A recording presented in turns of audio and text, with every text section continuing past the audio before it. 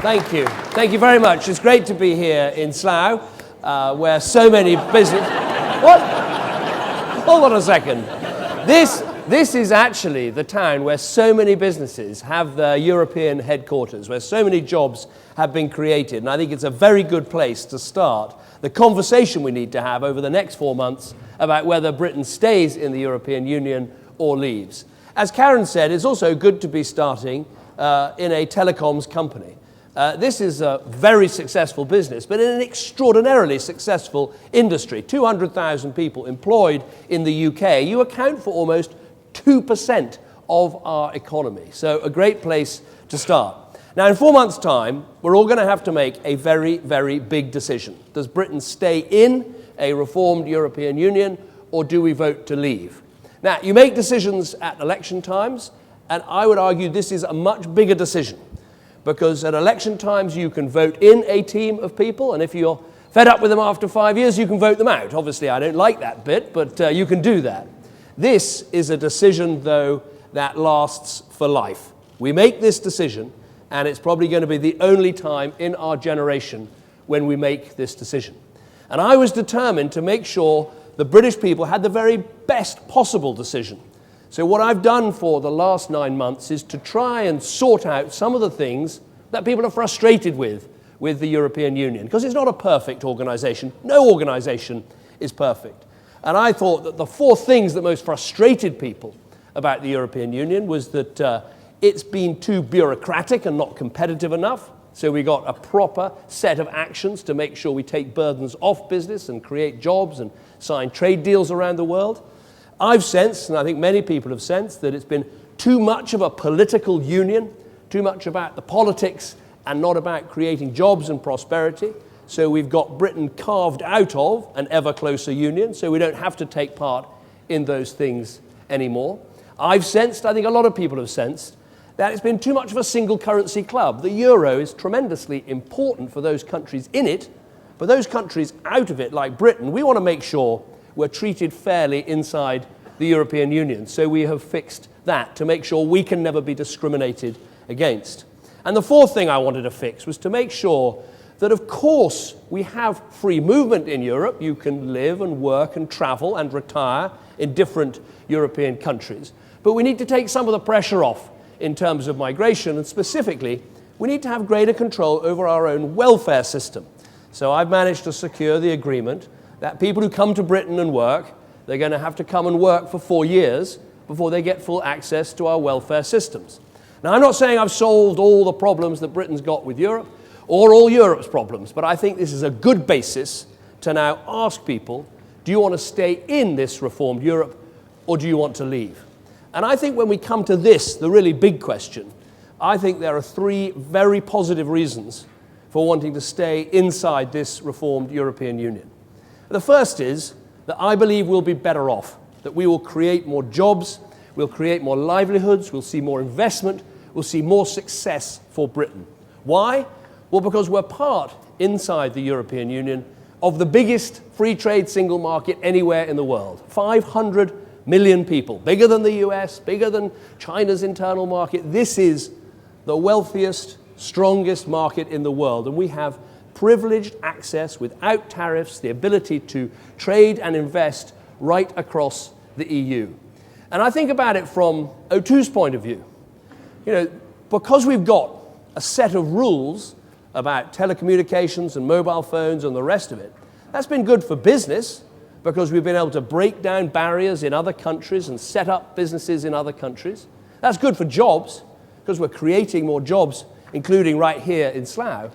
But it's also good for consumers because this competition inside the single market has actually driven down prices, and it's cheaper now, much cheaper to use a mobile phone today than it was a decade ago. And also with the end of roaming, it's going to be, which we're getting in 2017, it'll be cheaper still when you travel. So point 1, I think we'll be better off, far better off inside the European Union. 3 million jobs are dependent on our trade with Europe. Now, of course, not all those jobs would go if we left the European Union. We'd still do trade with Europe. But can we really put our hands on our hearts and say all those jobs would be safe? that we wouldn't be disadvantaged if we were on the outside. I don't believe we can, so we're better off.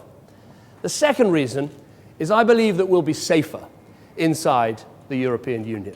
We obviously face in our world today some very big threats in terms of crime and terrorism.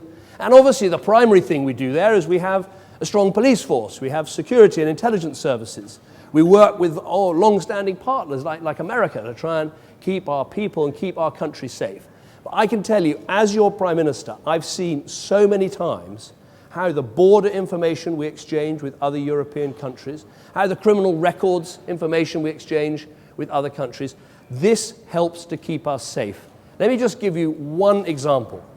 We all remember those terrible days in 2005 when London was bombed by terrorists. The second time that was attempted on the 21st of July, one of those bombers got out of the country, but because we were part of the European arrest warrant, we were able to get him arrested, get him back to the UK, and he's now sitting doing a 40-year jail sentence. Before we had the European arrest warrant, before we had those arrangements, it could take years, sometimes as much as a decade, to get people extradited from other European countries back here. So we will be safer inside the reformed European Union. I also believe we'll be stronger. I believe profoundly that Britain is not the sort of country that simply looks inward on itself. We know that we should have a role in the world because we will be stronger and safer and better off if we can actually get things done around our world. And as part of the European Union, just as being part of NATO or part of the United Nations, we can get things done. How did we get those oil sanctions against Iran so they gave up their nuclear weapons? We did that inside the EU. How have we made sure we've had a strong response to Vladimir Putin and what he's trying to do in the Ukraine? We've had sanctions set out inside the EU. How have we stopped our ships being attacked as they go around the coast of Africa and Somalia? We've done that through NATO, but also through the EU. So I believe we are stronger in the world if we're part of a reformed European Union. So stronger, safer, better off. But I think we have to recognize in this decision you're all going to take in 4 months' time that it is a choice. I've set out the positive choice of why I think we're better off, stronger and safer, but we also need to ask ourselves, what would it look like outside the EU? And here I think we need some answers from the people making the other case, because right now they're not telling us what it's going to be like outside the EU. I've looked at what the models are. You can have a situation like Norway. They sign up to all the rules of the EU, so they have to pay into the EU. They have to take migration from the EU, but they have no say on what the rules are. That seems to me a very, very poor deal. You could go to the other end of the spectrum and say, as I think Mr. Farage did yesterday, let's just have the World Trade Organization rules and be a member of the World Trade Organization outside the EU and see what that means. Well, what that would mean is you'd start having to pay tariffs every time you export a car to Europe. Britain, for instance, Britain is now the third largest manufacturer of cars in the EU. It employs 140,000 people. So I think we've got to look very carefully at these alternatives, because I think each one of them shares a key disadvantage, which is that basically if you leave the EU, you no longer have any say over the rules, over the laws, over the way this market works. And we are, in the end, a trading nation where our businesses need access to that market and need a say over those rules. When all is said and done, it's not going to be me that makes the choice. It's going to be all of you. This is a referendum where every single vote counts the same. But I just make two final pleas to you. First of all, I think what we can have now is the best of both worlds. Inside the bits of the EU that work for us, inside the single market, inside the political cooperation to get things done, inside those things that keep us safe against terrorists and criminals, but not in the single currency, not in the Schengen no borders system, not in an ever closer political union. We have the best of both worlds. Final thing from me is that I feel very strongly about this. I feel that having spent 9 months trying to get us a better deal, securing that deal, and now with 4 months to go before this referendum, I feel with all I've seen in the last 6 years as your Prime Minister, the right decision is to stay in a reformed EU. I have no other agenda. I'm not standing as your Prime Minister at the next election. I'm simply going to speak for the next 4 months about the advantages I see of staying in and the dangers of coming out. But in the end, it will be your choice, the British people's choice. If you choose to stay in, we know what we get. If you choose to leave, I will put in place the arrangements as your Prime Minister that you asked me to do. But my strong advice, with all that I've seen and all that I know, is the right thing for Britain is to stay in a reformed Europe and to cast that vote on June the 23rd. Thank you very much and look forward to your questions.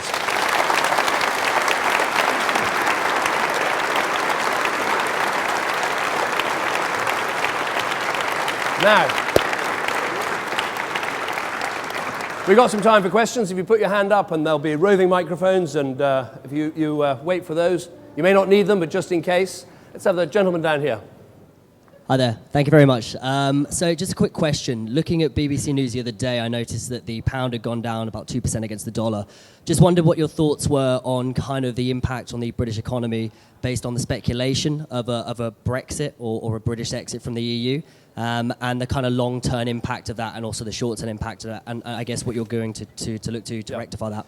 Well, I think it's a very good point. I don't think it's necessarily right to speculate too much about what happens on the markets one day against another, but the government will want to set out very clearly what we think the economic impacts could be. Obviously, we know if we stay in a reformed European Union, we know what to expect. We know how the market works, we know how to sell our goods, we know how to create jobs, we know how the systems work. If we leave, there is this period of great uncertainty. And that's why I think there could be a bad economic effect. And what we'll do is make sure that the Treasury and the Bank of England and other authoritative organizations set out the facts, set out the figures so people can make a judgment. But I think the reason why there'd be a bad effect is quite simple. If you leave, the process is you spend 2 years discussing the arrangements for leaving, and at the end of those 2 years, unless there's unanimous agreement by the other 27 members, you're automatically out of the European Union. And as you spend those 2 years negotiating what your position will be like outside the EU, you can't really do the trade deals with other countries that we have today. So I think there'd be big uncertainty for businesses. And that's why I think if you believe in voting to leave, you've got to really believe it. You've got to feel very, very strongly this is the right answer. Because I think there'll be a lot of uncertainty, and businesses will be saying, well, what are the rules for exporting? What is our access to the single market? How certain can we be? And that's why I'm so pleased that O2 today has come out very strongly in support of staying in a reformed European Union. We've got 35 of the biggest businesses in Britain who've all said that they think Britain is better off. Nissan, the car company, and we make more cars now in the northeast of England than the whole of Italy because of the great success of Nissan. And they've said that. They said this today: for us, a position of stability is more positive than a collection of unknowns. And I think that is worth listening to. Obviously, we've got to listen to other voices as well. But when we listen to businesses, we're not just listening to what some big business chief might say. We're actually listening to the effect on jobs, to the effect on families' finances, to the effect on the prosperity for our country and for all our people. Okay, let's have a question from up here. What do you see the potential? Hold on, here's your microphone. Sorry. What do you see the potential advantages for us leaving? I know you talk about advantages of us staying, but if we were to leave, what would you see as the advantages? I think those who want to leave should speak about those, but chiefly what they point to, I think, is this idea that obviously if you leave the EU, you are able to make more decisions for yourself because you're not taking part in the decisions in the EU that cover a lot of areas of regulation or legislation, such as the laws that, for instance, govern mobile phones in Europe. I think, look, that is true, but you've got to ask yourself, does that make you more powerful? Does it make you genuinely more sovereign? Because the fact is, if you leave the EU doesn't cease to exist. So let's take your industry. If we were to leave, you'd still have the European Union making rules about mobile phone coverage, technology, and all the rest of it. We'd be on the outside, and if we wanted to sell into the EU, we'd still have to obey the rules that were being written. The difference is we wouldn't be writing them. Now, some people say, yes, but you never get to write the rules. You're not that powerful in Europe. Well, Britain is the second largest economy, the second largest net contributor, and we do make a real impact on those rules. In fact, I would argue, if you take your industry, if we weren't there, I think Europe would become probably more protectionist, less open. It'd be less easy for companies like O2 to break into other European markets. So I think what you'd be left with, if we were to leave, is a sense that you might feel a bit more sovereign about making your own decisions, but you wouldn't actually be able to make the decisions that make a difference to people's lives. So I think you get more power and influence in than you get from the illusion of sovereignty out. But I think that's going to be one of the key questions in this campaign. Let's have one from the press. We have Chris Shipp from ITV. Thank you very much, Prime Minister. Thank you. I notice it's not very fashionable to wear a tie around here. You and I are a little outnumbered. Listen, my question is this. A former Tory leader today, William Hague, who knows all about splits on Europe, warned about the dangers ahead in the coming months. And that's partly because a man who wants to be Tory leader, Boris Johnson, will be campaigning on the other side to you. When you said yesterday you have no other agenda, and you repeated that here today, we all know you were talking about Boris Johnson. Will you at least admit that?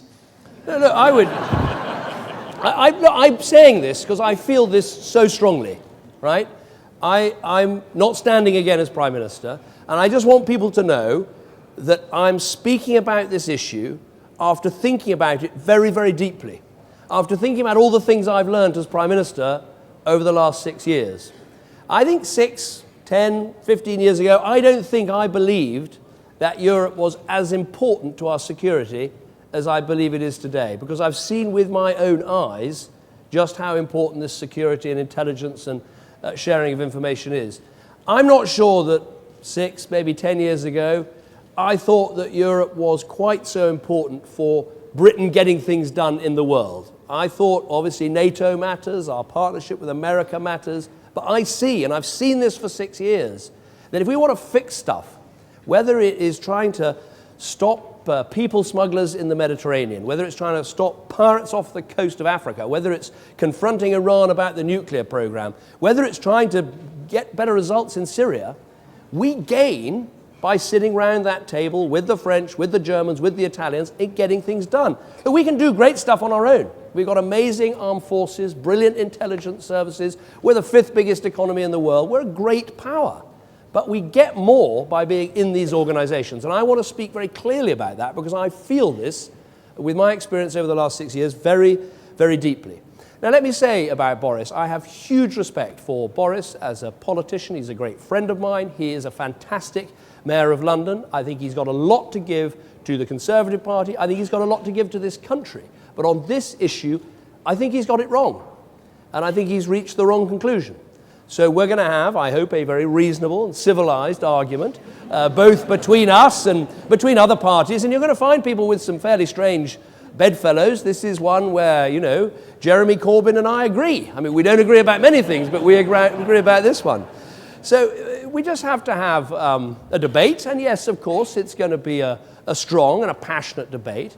I think he's got this one wrong. And I would say to anybody who is thinking about this and is struggling to decide, because I think lots of people, I think we all feel quite conflicted. There's in all of us, there's a questioning about what's the right answer for Britain. I would say anyone who is finding it hard to make up your mind and you feel it's a very balanced decision, I would say come down on the side of security and safety and certainty. Because in this reformed European Union, we know what we get. We know what we get in terms of jobs and prosperity and security. Outside, what do we get? And I don't think the people who want us to leave are spelling it out. Yesterday in Parliament, it was quite interesting. Not only do the people who want to leave, not only are they not sure about what they want to do when they've left, i.e., do you want to have a Norway-style solution, or do you want a world trade solution, or do you want a trade deal? They haven't worked that one out, but they're also not sure about how they even want to leave, or indeed, in some cases, whether they really do want to leave. Some people are suggesting maybe if we vote no, we can have a second renegotiation. We can have a second referendum. And I think that is a complete illusion. This is a straight decision. You stay in or you get out. And I think it's misleading people if we pretend there's some other answer here. So I think Boris has got this wrong. I have huge respect for him. I think he's got a very strong future in British politics. But on this one, I think he's made the wrong decision. Now, let's have a gentleman over here. Welcome to O2, Prime Minister. You mentioned the European Union, and you mentioned that the UK is the world's 5th biggest economy. It's the 2nd biggest economy in the EU and the 2nd biggest contributor. There are those who say that the EU cannot credibly continue without us in it, and that if we were to vote for Brexit, it would lead to the EU's breakup, which the UK could end up being a haven for investors and so on. How would you respond to that argument? We hear a lot about the impact on the UK, but what do you think the impact could be on the EU and the implications for the UK if we vote for Brexit? It's a very good question. I think the impact on the EU, I'd say 2 points about that. One is, I think it would weaken the West at a time of great concern and conflict. We've got Putin to the east, we've got Daesh in Syria and Iraq, and problems of terrorism. It's a time, I think, for strength in numbers. It's not a time for dividing the West. So in that respect, it would make the EU weaker and make the West weaker. But the other thing I'd say is, I don't believe, some people believe if Britain left the EU, the whole thing would sort of collapse. I don't think that is the case. I think actually what would happen is the EU would probably become more protectionist. I think it would probably become more politically integrated. I think it would probably want to take even more decisions over people's lives, and those decisions would affect us. I think this is one of the key points. One of my cabinet ministers said at the cabinet meeting, you know, we'd all like to be in utopia, but I guess when we get to utopia, we might find the EU's there already. You know, this thing doesn't cease to exist because we leave it, and I think it would go in the wrong direction. And if you take your industry specifically, you know, Britain has been a great force in Europe and continue to be a great force in Europe for opening up markets, for saying that other countries should liberalize their telecom sectors and allow in new companies, just as we've done here. And I think that if we're not there making that point, less of that will happen. And that is bad news for British telecoms companies. So I think it would be a worse Europe if we're not there, but at the same time, I think we'd be showing disunity at a time when we need strength in numbers for the security of our people. Let's have a few more questions, and then we'll, gentleman over here. Hi, Mr. Cameron. We've obviously had the blonde bombshell of Mr. Johnson coming out and supporting the Leave campaign. Also, I noticed today that almost 2/3 of FTSE 100 CEOs didn't sign a letter to suggest we should stay in the EU. Are you concerned there's increasing momentum going towards the Leaving EU campaign? I think it's going to be a very hard-fought contest. I think that, you know, there are very strong arguments on both sides. There'll be very strong figures on both sides. But I think when it comes to business and industry, the overwhelming view I am getting is that British business, particularly those that trade a lot with Europe, really want us to stay in the EU. And for 35 FTSE 100 companies to come out and say this so clearly as they have today, I think that is a very positive, very clear decision by them, and a very clear message that they're saying we'll be better off if we stay in. And, you know, for companies these days to make a statement like that, they find that sometimes quite difficult. They have to go through corporate governance proceedings, board meetings to make those decisions. And many businesses don't want to get involved in any political issue. But I would say to them, this is not like a general election. It's not about backing one team or another team. This is a decision that we're going to have to live with in Britain for decades to come. And so if you have a strong view, you should make it clear. But I think I can't remember before 35 FTSE 100 companies coming out in this way quite so clearly. So I'm convinced the strongest arguments are on the Remain side, and I'm going to use everything I've got in the next 4 months to put those arguments, because I believe this is so important. Let's have the BBC.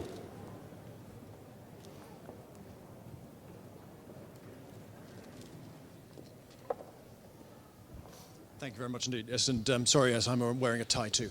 Prime Minister, the business letter was just raised by the previous questioner. Isn't the era of business leaders telling the British people how to vote over? Shouldn't this be a debate about the strength of people's arguments, not their share prices? And secondly, if I may, can you just answer that question a little bit more fully? Why do you think so few other business leaders, those other 2/3, didn't sign your letter? Because I know that you were hopeful that more would. First of all, I would say it is a huge number of FTSE 100 companies, the 100 biggest companies in the country, coming out and being so clear that Britain is better off remaining in a reformed Europe. That's a very clear statement.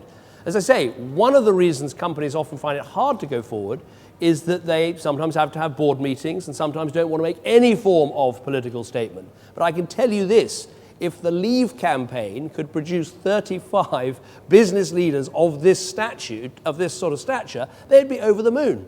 And I don't think they have the prospect of doing that with FTSE 100 leaders in any way like what has happened today.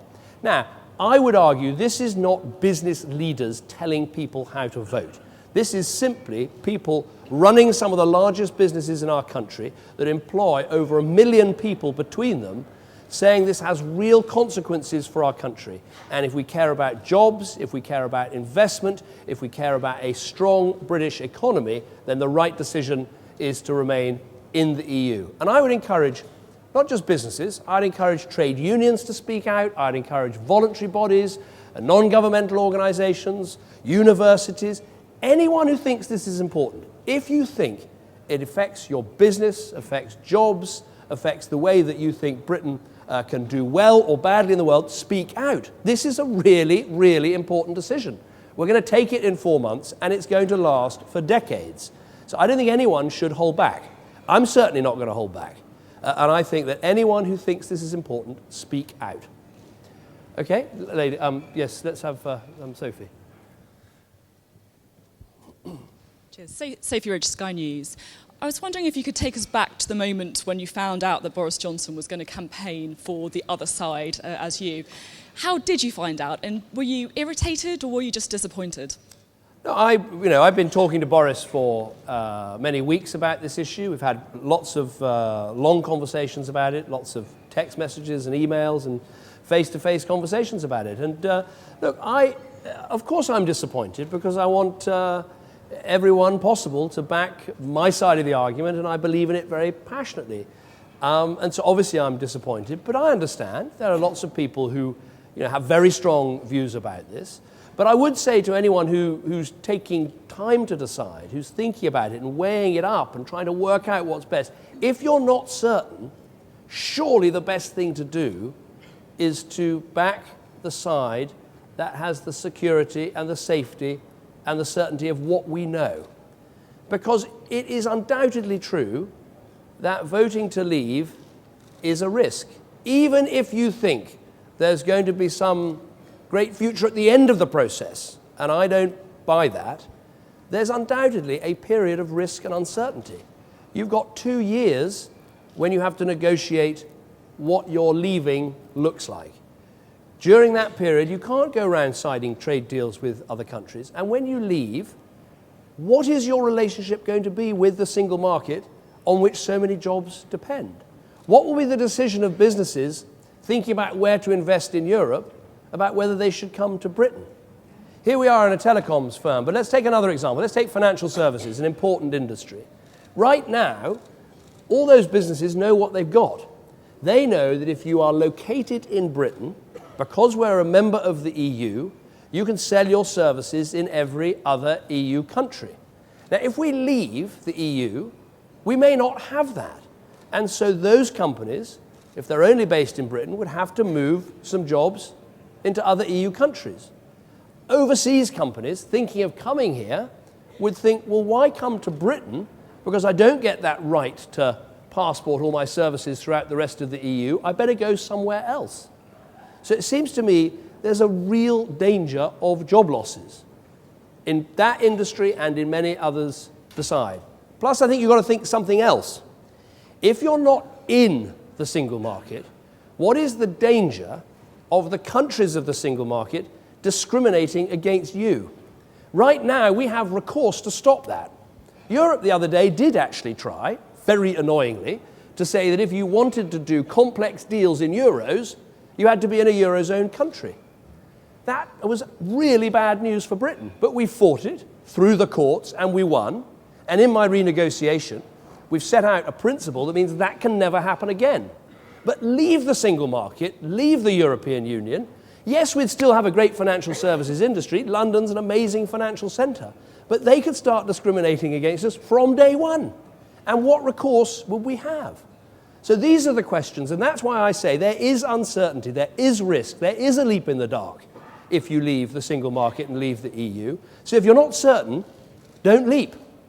Stay with what we've got, knowing it's going to get better because of the deal I negotiated with the EU, which does address some of the biggest concerns we've had in our country. Let's have a few more. Let's have, trying to get more of a gender balance here from the, let's have, okay. I'm not doing very well. Yes, lady up here. Thank you. Oh.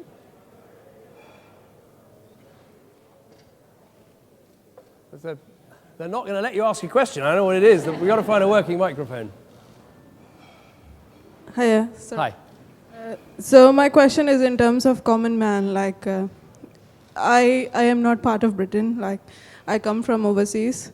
So I see my neighbor who's a Polish guy who's getting more benefits than I'm supposed to get it. So what is it like? Well, I think this issue about benefits and welfare and migration, I think is a really important issue. And I'll be very level with you. Part of being in the European Union is accepting the free movement of people, that we are able, in Britain, if we want, to go and work and live, travel, retire in other European countries. And other European countries can come and do that here in Britain. So there is that free movement, but what there's not is the free movement to go and claim benefits. If someone comes to Britain, if they, under all the rules I've changed, if they come to Britain, they can't claim unemployment benefit for the time they come. If they haven't got a job after 6 months, they have to go home because they can't sustain themselves.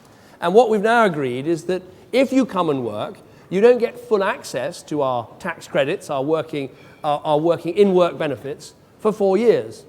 And also, if you claim child benefit, you can only claim child benefit at a rate discounted for the country you come from.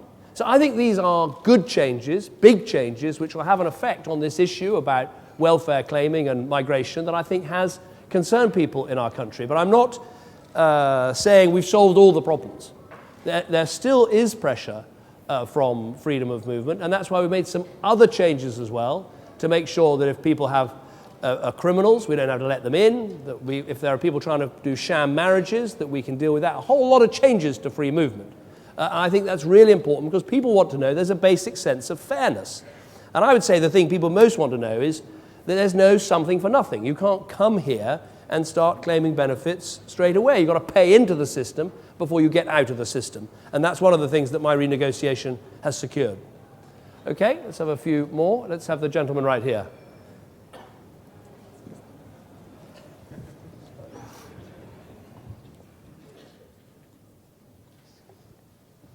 I just wanted to kind of ask a question about ourselves as O2 and try and bring us life in that sense. So you might be aware that we're being acquired by Hutchison at the moment, and BTEE's transaction went through the CMA, it was all fine. And then because we're foreign owned, it's going through a European Commission body, and they probably have a different political or whatever agenda to us. I'm just wondering if you think that's a proof point of success. Okay, first thing is, the way this works is that mergers over a certain size are looked at by the European Union. It's not because you're owned by a foreign-owned company. It's because of the scale of the merger that's being contemplated. Now, I must make no comment on it. It's not up to me. It's up to independent competition bodies, both here in the UK and in the EU. So they will have to decide, and I was talking to your chief executive about this, they'll have to decide whether it is good for competition and all the rest of it or not. What I would say, though, just come back to how this impacts your industry. This has been and is an unbelievable success story.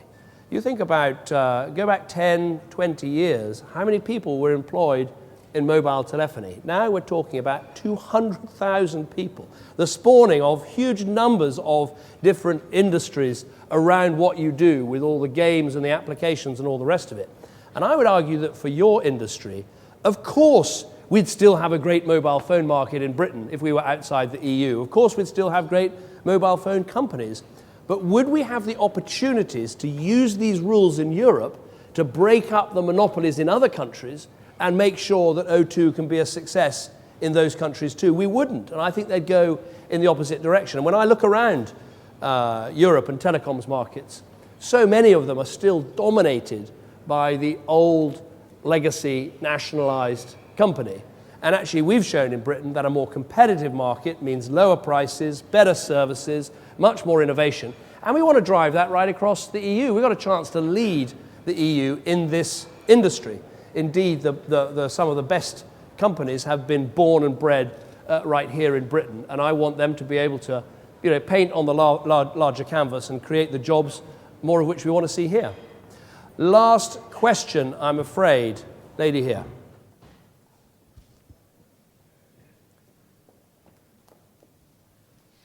You've talked a lot about big business, but I'm interested to know, as a strong supporter of small business, do you really think that being in the EU is better for them? Yeah, very good question.